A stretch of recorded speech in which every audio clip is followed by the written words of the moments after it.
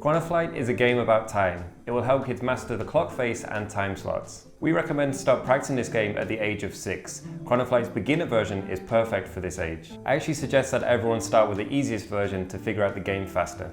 Beginner game level. So let's open up our beautiful game board and put the marker at the 9 AM mark on the big clock face, and this is the start of our day. Then we take the activity cards and select the ones which are marked with a star. As a result, we'll be playing the cards with activities that last 15, 30, 45 and 60 minutes. So the objective of the game is to do as many such activities as possible. And the activities are all different, but all very important. Swimming, bike riding, reading, and even some experiments. How to perform the activities. Take the card with the activity that you want to perform and place it in front of you. Move the marker along the clock face for the relevant number of minutes. The marker can only be moved clockwise. The card can only be used if its color corresponds to the current active colors on the clock face and the amount of time that the colors are active. For example, right now at 9 AM, the active colors are red, yellow and green.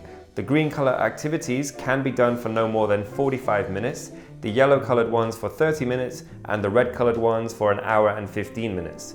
That means that any red card can be placed here. Let's start playing together so it all becomes clear. Let's play a game of 3 and Bill will help us. So I'm going to deal 5 cards each to you, Bill and myself. And the first one to go is whoever got up earliest today. Your turn please. Here we see that you have a yellow activity for half an hour, a green one for 45 minutes, a red activity for 45 minutes, 2 blue activities for 15 minutes each. The marker stands at 9 AM, which allows you to use any of the 3 cards, red, yellow or green. Let's pretend that you use the yellow card for 30 minutes. Place the card in front of you, move the marker to 9:30. From here, you can play the card with the red activity for 45 minutes. As you can see, the duration of the red color on the playing field allows you to do this. Having said that, notice that you couldn't use a card of greater length of time here, just 45 minutes or less. So you played the red card, cook food, worth 45 minutes. And at this moment, I discover that I have the same card, cook food, but for 30 minutes. So what do? I say, I'm with you, and I place the card in front of myself. So this card will now count as a done activity for me. And it's possible for me to do this first, if the length of my activity is less than yours.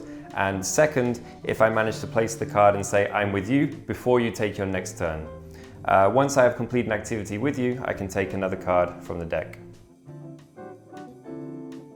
In the meantime, you continue your turn. You are now at mark 10:15. Here you will have an opportunity to use the 15-minute blue card. You decide that you will spend 15 minutes drawing, so we move to 10:30. The active blue color makes it possible to perform other blue activities, but there is a limit to each turn. You can't play more than 1 card of each color. We have already used blue in this turn, so you can't use it again. Let's see what else.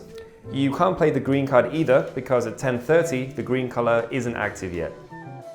You have no more options, so your turn is over. You take the cards with performed activities and put them face down in a stack.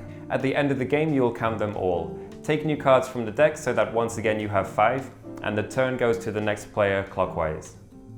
Let's see what Bill has. Nothing much actually.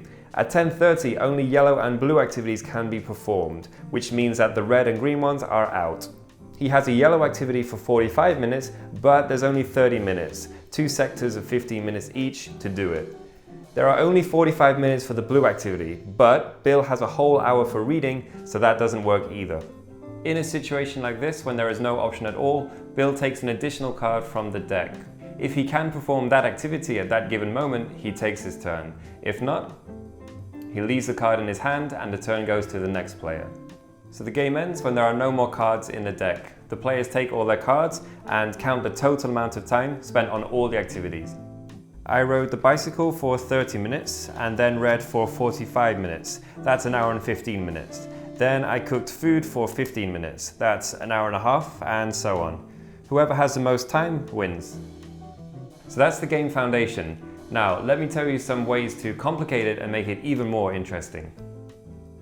Chronoflight has trump cards. They can be added to the basic set right away, selecting activities worth 15, 30, 45 and 60 minutes. These cards can be played at any given moment for the relevant number of minutes, regardless of the active colors. Play the trump cards at any time of your turn to keep moving forward. In the center of the board game is a clock face with minutes, and you can incorporate it into the game in the following way. Take a second marker, and when you perform an activity, you can move both markers at once, one on the outside and one on the inside clock face.